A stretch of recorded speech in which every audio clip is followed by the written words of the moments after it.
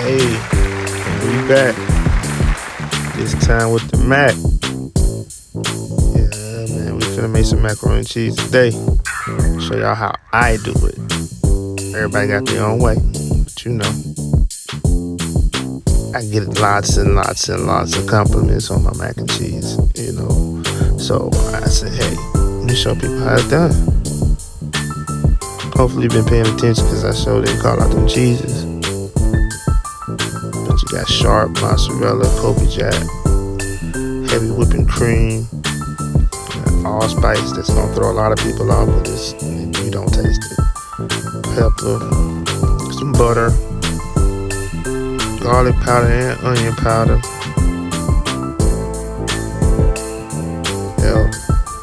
and chicken base. Learned that from my cousin. Shout out to Mama Ethels. Some regular salt, some milk, sour cream. Gotta have that sour cream. So everybody should know the basics of making macaroni and cheese. You need some noodles. So you're gonna have to cook you some noodles. Put some salt in that water so you can season the noodles. You're giving them flavor as well. So you want everything to be flavored all the way down. You know. Olive oil. I keep telling y'all I use olive oil for everything. Keep your noodles from sticking.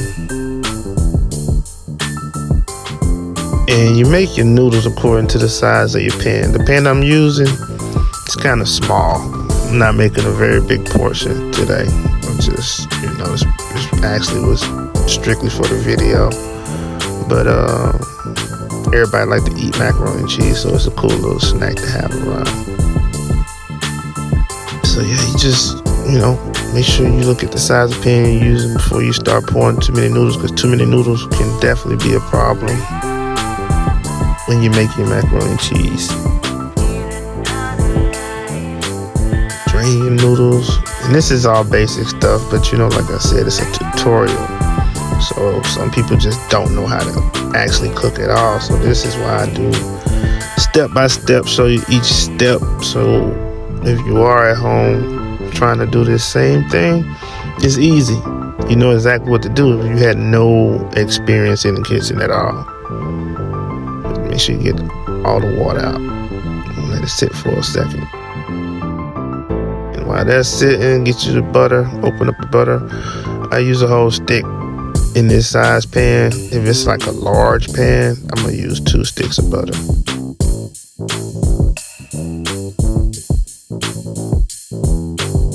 Pour the noodles over top, and that melts the butter for you. That's why I put the butter in first, so the noodles can sit on top of the butter. It melts it faster. Because you want to make sure you get that butter spread around the pan, so all the noodles, you know, have been buttered. Because that adds to the flavor of the macaroni and cheese.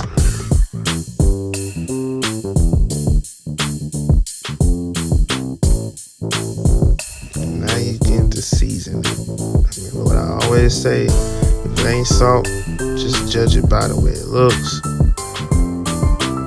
Make sure you got it in there. So when you start mixing, basically you just putting enough seasoning. When you season like this, you just put enough on there that you can see that it's gonna be even when you mix it in. That's how I do it. I don't know how everybody else see it when they season in their food without measuring. I season it by sight. It's always been about sight for me. Now when I learned, you know, when I was cooking in the military, yeah, we had to follow a recipe, and that's cool. You know, it's gonna be consistent, but my hand is consistent. Like I don't know. I can't explain it. My hand is just consistent.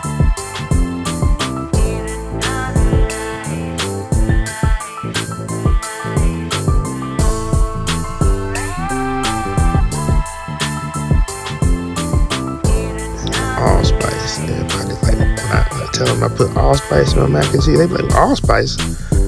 Why are you putting allspice in it? I don't know. Okay, I just do, and it tastes good. You don't taste the allspice at all. It just blends in with the seasoning. I guess that's why they call it allspice.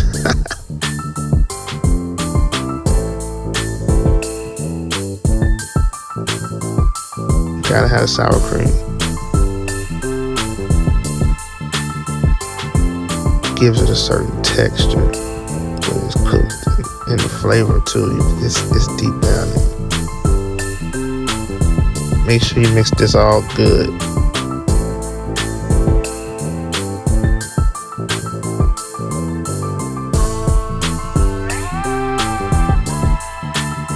Notice I didn't use salt in the macaroni and cheese. I did that on purpose because I'm going to put it in the sauce. Try to save people not having high blood pressure. So I don't over salt things. I make it basically just the right amount. I'm kind of trying to be on the health tip, because soul food is one thing that, people of color love, and we should be able to enjoy it without it compromising our health. So I make mine a little bit healthier, but it's still good, trust me.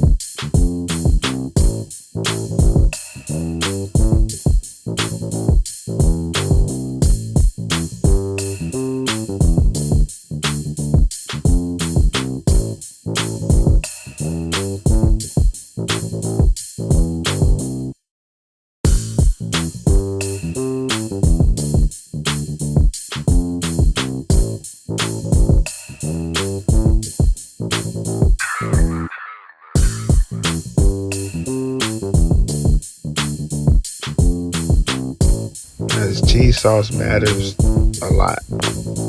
It's gotta be, excuse me, it's gotta be the right consistency in order for your macaroni and cheese not to be dry and the cheese to still be even throughout the whole pan.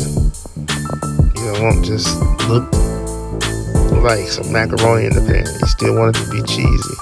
Now you can add more cheese than what I suggest here. It depends on you, but I've learned that I didn't need a lot of cheese when I make the cheese sauce versus putting the cheese directly on the noodles like a lot of people do. So I make the cheese sauce.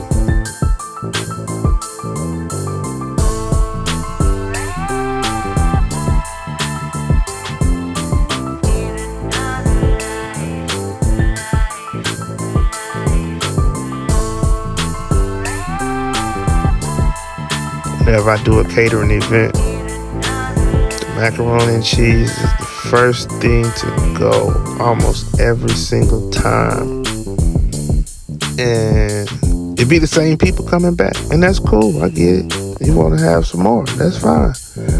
But just remember, make enough, because people don't want to eat it. And it's going to be gone. And you ain't going to have no leftovers. You're going to be mad.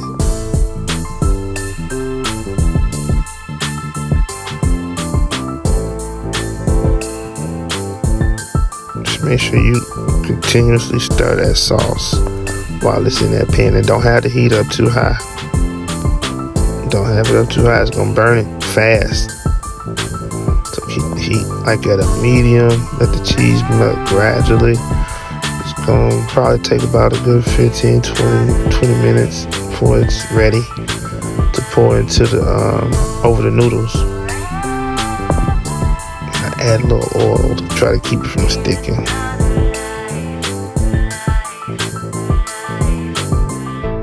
Always add some parsley flakes in there. It's really for presentation. Parsley flakes make a lot of stuff look good. It really don't have a flavor, but you'll see it being used quite a bit. Parsley flakes, actual parsley stems and leaves for garnish on food. So yeah, I like to put mine in the macaroni and cheese.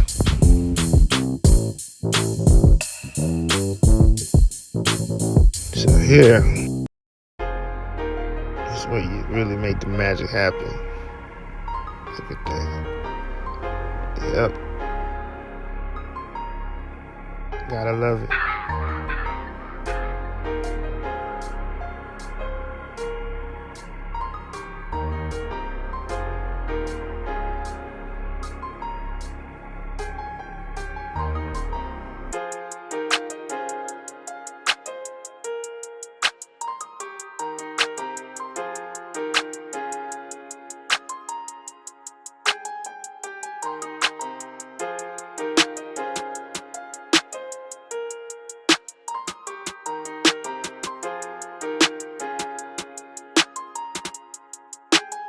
definitely gotta make sure it's balanced. All that cheese sauce in the one pan going to one side, and you'll have some unbalanced macaroni and cheese. It'll be dry on one side and creamy on the other side. So just spend a little time mixing, making this all consistent. You want to be consistent across the board from corner to corner.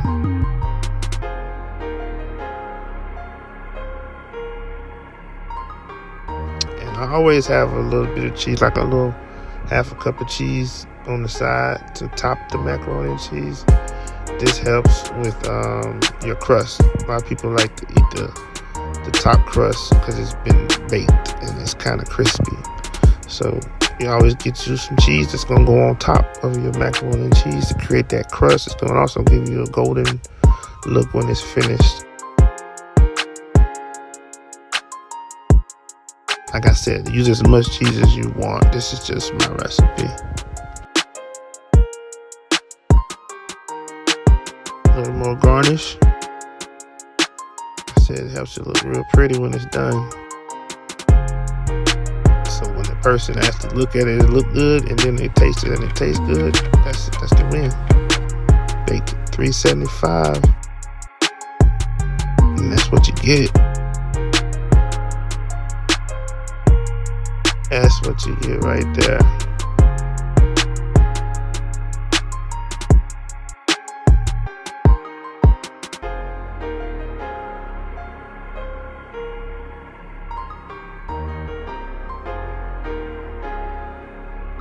I appreciate y'all once again for stopping by, tuning in, and watching.